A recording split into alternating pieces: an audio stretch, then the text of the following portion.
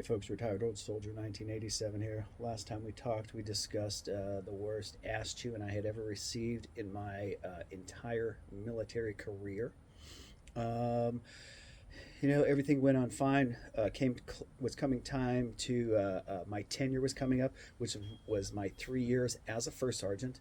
So I started in September of 2015 when I got promoted. Time was coming to the end, and they didn't have anybody to replace me. So I was asked by the battalion commander in the CSM if I could stay on a little bit longer until I found somebody.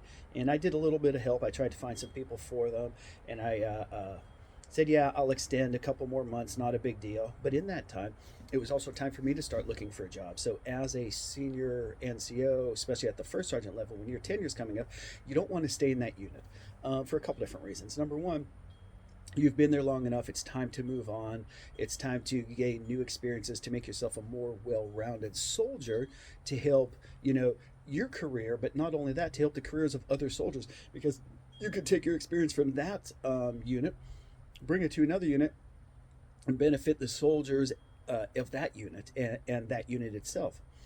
So I decided after this time as a first sergeant in a direct leadership role, it was time to go a different route. So I talked to a couple different places. I was looking at maybe another first sergeant position, but also I looked at an OCT battalion. And I found an OCT battalion in the Indianapolis area, which is where I'm from, which would have been nice. I wouldn't have to drive 3.5 hours each way, which is what I did for the past 5 years. And it would be close.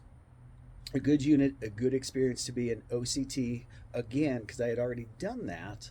And I knew it would, number one, I would be able to impact that unit and the soldiers of that unit, also the soldiers that I would be OCTing, but I would also help myself in return with varying my assignments. So that's what I went for.